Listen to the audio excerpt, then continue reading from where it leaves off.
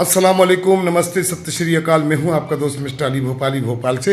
और आज मैं अपने वतन दमोह आ गया हूं और यहाँ मेरे एक बहुत चहीते, बहुत प्यारे से दोस्त हैं और जो कि नियाज़ हृदयपुरी जिनको कहते हैं लोग, और बड़े अच्छे लेखक हैं, कवि हैं। बाकी की बातें मैं उनसे आप लोगों को सुनवाता हूँ, मुखातिब कराता हूँ कि वो क्या क्या लिखते हैं और कैसे लिखते हैं।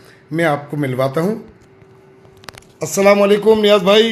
वालेकुम अस्सलाम जनाब। कैसे हैं आप?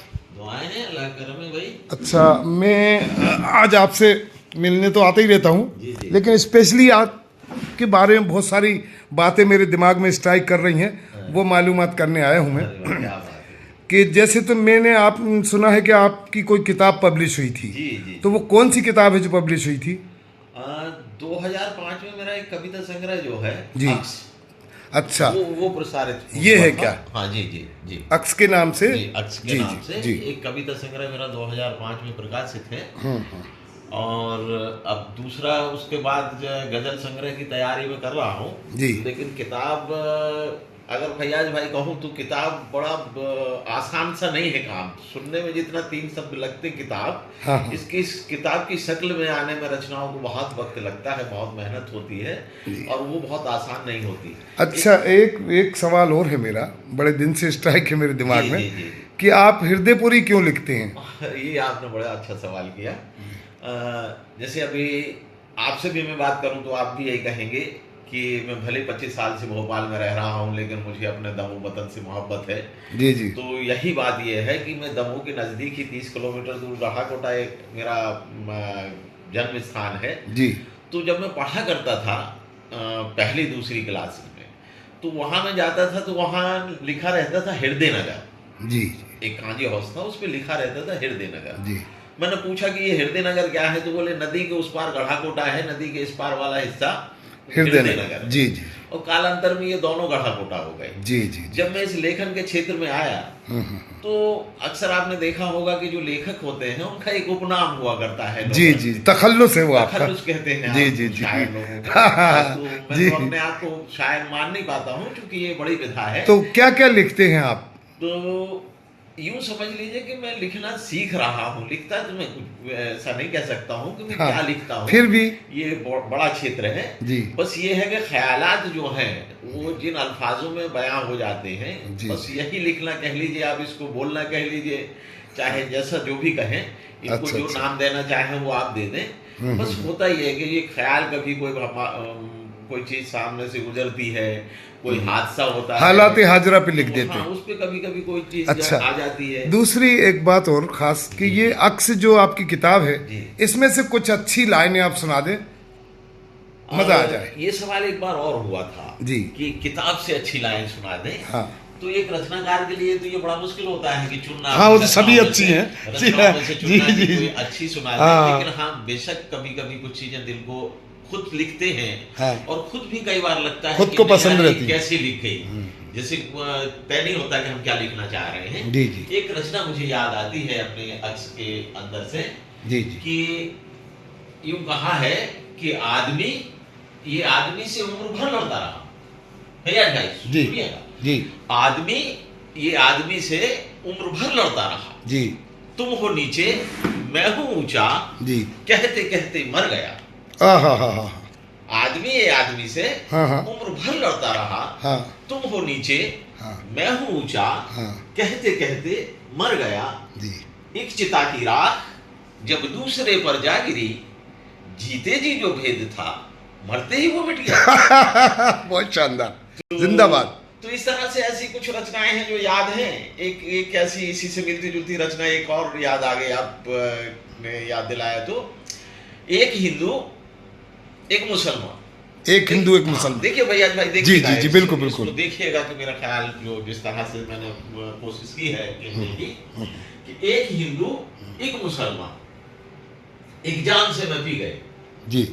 एक हिंदू एक मुसलमान, एक जाम से मैं एक जाम से मैं पी गए। जी। एक शराबी दूसरे से पी के मैं कहने लगा, बहुत बढ़िया। भाई मेरे इस जहां में ऐसा भी हो पाएगा। जी। गंगा जल और आबे जमजम एक जगह मिल पाएगा। वाह वाह वाह वाह वाह।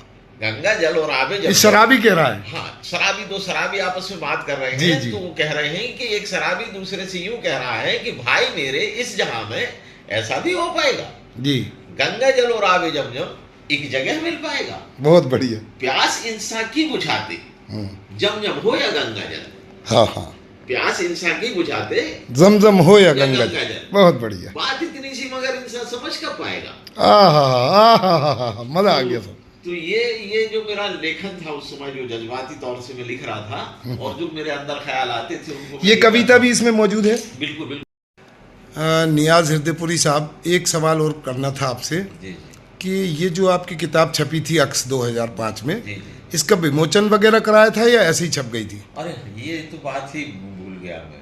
एक बहुत प्रोत्साहित करने वाली बात है कि प्रोत्साहन जो मिला इसमें, जी, उस वक्त के तत्कालीन जो मंत्री मंत्री थे, जी। माननीय पंडित गोपाल भार्गव जी। अच्छा। आप सोचिए कि इस छोटी सी इस रचना के लिए उन्होंने विमोचन उसका किया और मुझे प्रोत्साहित भी किया, क्योंकि मेरा घर गढ़ा कोटा है। अच्छा अच्छा अच्छा हाँ, अच्छा। ये तो वो उनका स्नेह हमेशा बना रहता है। बहुत बढ़िया, और बहुत उन्होंने बढ़िया। इतने बड़े होते हुए भी इस छोटे से उसके वक्त दिया, मैं उनका हमेशा आभारी रहूंगा इस बात के लिए। ठीक है साहब, थैंक। फिर इसके बाद एक बहुत अच्छा, मैं आपके बीच में एक दोहराना चाहूंगा एक बात को कि जी। बड़े लोग कैसे होते हैं। तो मुझे ये कहना, मतलब अगर मैं इन बातों को ना कहूं तो शायद मैं बेईमानी करूंगा कि ये जो किताब की शक्ल में मेरी रचनाएं आई हैं जी उनमें उन लोगों को याद करना बहुत जरूरी समझता हूं मैं, जिनका योगदान इसमें रहा है। जी मेरे एक प्रोफेसर थे जो आजकल नहीं है अब, जी। Doctor R P. दुबे सर।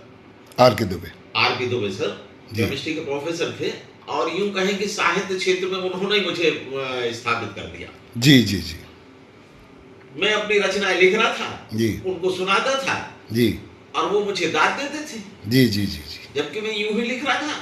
मुझे तो लेखन आज भी नहीं सीखने में लगा हूँ, जिंदगी सीखने में लगती है। जी। हुआ यूं कि कुछ रचनाएं मैंने लिखी और उसी बीच में 15 अगस्त का फंक्शन आ गया। जी। तो मुझे नहीं पता, और वो 15 अगस्त में फंक्शन में मंच पर आए और उन्होंने 1000 रुपए का चेक मुझे पकड़ा दिया कि ये कुरैशी जी की किताब के लिए 1000 रुपए छपने के लिए मैं भेंट कर रहा हूँ। वो 1000 रुपए जो भेंट उन्होंने किया, उसमें मेरे एक डॉक्टर अंसारी सर थे, उन्होंने भी मुझे सहयोग किया। कुछ एक दो लोग और थे। तो फिर मुझे वो किताब कंपाइल करना मेरी अब चूंकि मजबूरी थी। लोगों ने इतना प्रोत्साहित किया है, जी जी जी, इतना प्यार किया है, जी जी, तो अब वो किताब मोहब्बतें थी उनकी। जी। फिर इसमें एक बहुत बड़े साहित्यकार है जो मेरे अभिव्यक्ति के मोहताज है ही नहीं। जी जी।